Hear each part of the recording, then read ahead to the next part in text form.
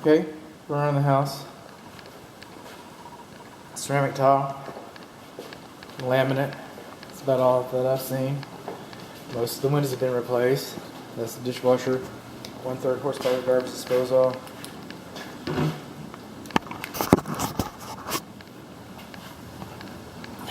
missing a little bit of wall back there. Fire blocking has been compromised. This house has been inspected on 10/2/2019, 8/29/2019. Okay, it's been inspected a couple times. I cannot tell whether the kitchen range has an anti-tip device or not because it's wedged in too tight. The vent fan is high enough. Okay. Then we have right there, it's cloth tape on the vent. I'll drop you for a moment. And I'll catch you before you reach the ground.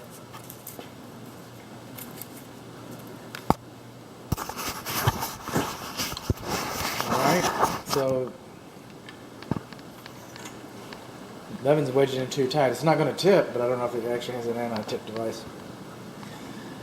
This microwave is a freestanding cabinet model. It's just in an appliance garage. There's that cloth tape. If you get a fire going up in here, you already got a bad day. That can spontaneously combust. Okay? The ceilings. Popcorn. Okay, asbestos is beyond the scope of my inspection, this inspection. Alright, we got wooden paneling. But a lot of this old popcorn did have asbestos in it, and so it'd be prudent to respect it that way. This receptacle is not GFCI protected. This receptacle is not GFCI protected. That's a gas port right there. And it's 3-prong electrical. Coming along here. Alright. See the switch right here? One on the right. Excuse me. No light.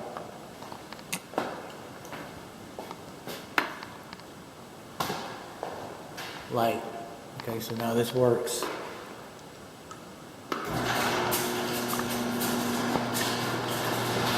No GFCI here.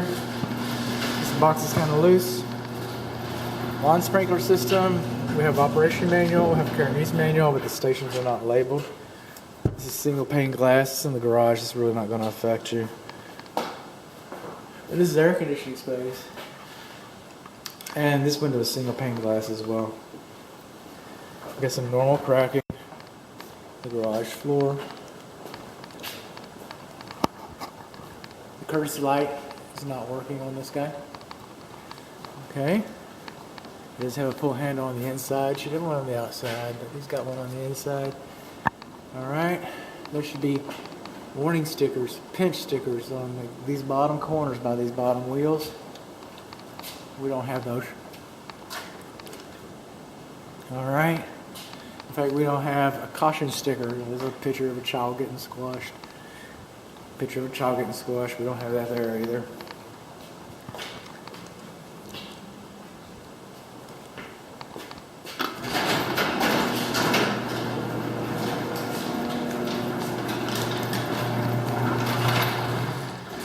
Look at these optic sensors.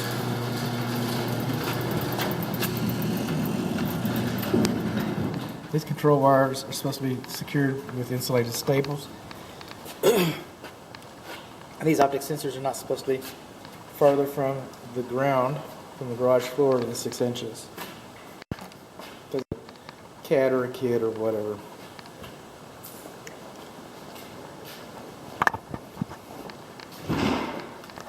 Moving on along here. I didn't test this one yet, so I was just killing birds. Alright. This is the water heater. And it's ventilated. That safety pan, it just goes out onto the garage floor. Alright. It does not have electronic ignition, so I'll get to look at the burner. It's 50 gallons. And I believe it was in 2002. I see somebody's marks right in there. I'll look it up myself. If it's 2002, these water heaters last about 10 years. 10 years. So if that's 2010, and we're 2020 now, and it's done everything like the air conditioner unit. Okay, see this gray plastic connector? Okay, that's obsolete. Okay, that should have been replaced. It's just not even safe. So 50 gallons. We'll get a look at the burner compartment. I'm not through with that guy yet.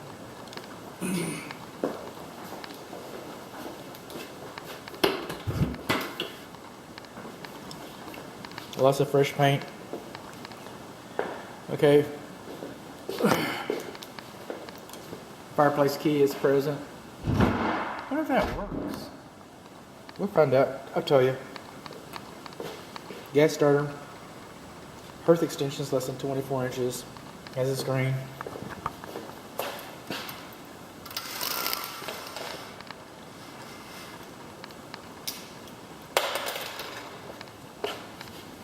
If this window is closer than 24 inches to this door, it should be tempered safety glass, and it doesn't look like it is. Does not look like it is.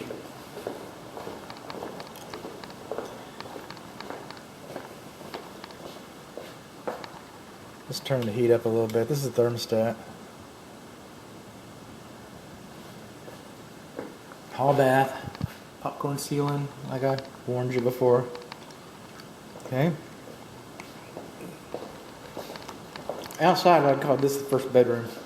I guess it is, but it's the master bedroom. That's really what it is. All right. Should have bare light bulbs and closed closets.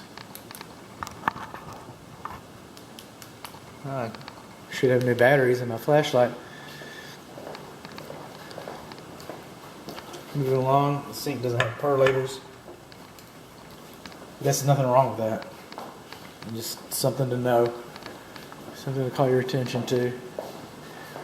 I have smoke alarms in all the appropriate locations. We're gonna see how they work. Now, on the outside, I call this the master bedroom, and it's not.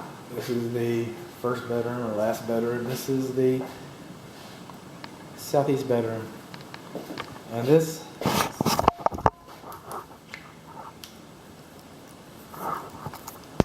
another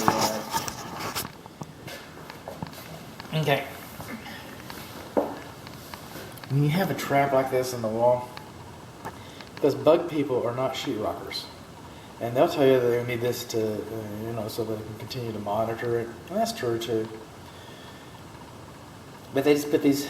Actually, this has been treated around this plumbing in here, and I don't know what it was treated for. Could have been ants, could have been termites. It was treated for something. This is the bonding for the electrical system. So you can get to that. There's a little bit of rust on the tub.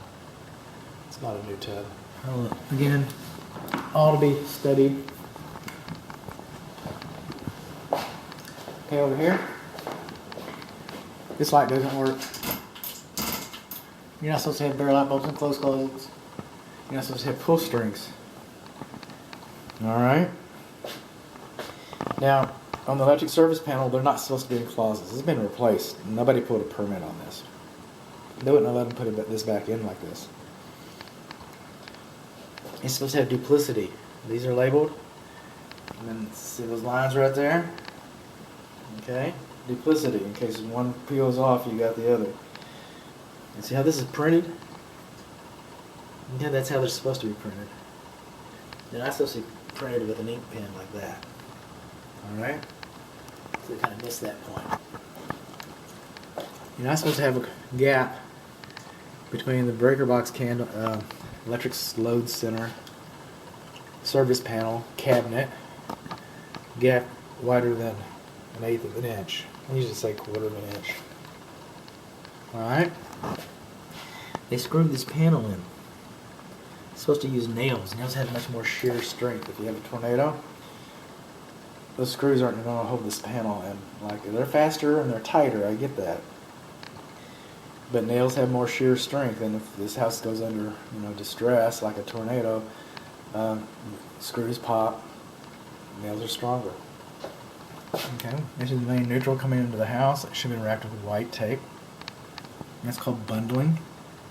Alright. So these little holes, then that's where you bring cables in.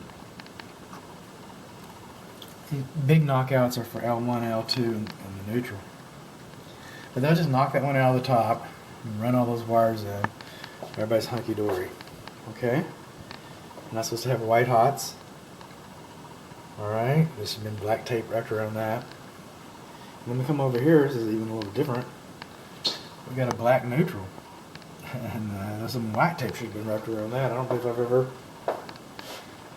had a black neutral. Well, at least not in a long time. So, anyway. Knockout, see that open knockout down there? Compromises the fire blocking. Copper to copper. Less than 6 foot 6 inches of headroom. It's in the clothes closet. Oh. And this box is in front of it. There was a booger getting that off. Really didn't appreciate that. Bedroom windows aren't supposed to be higher from the floor than 44 inches. Okay? So, if there's a fire, Granny's going to be hopping mad trying to get out of that for emergency egress. And Granny's going to be hopping mad trying to get out of there. Or your kids. I want to put a bed in front of this. Nobody's going to move the window for you. I want to put a bed here or a dresser here.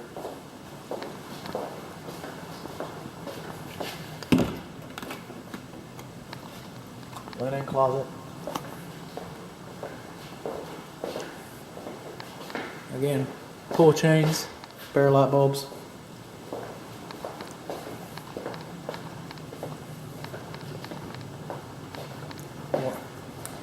More popcorn. Okay. I guess this video is about done. Now I start inspecting.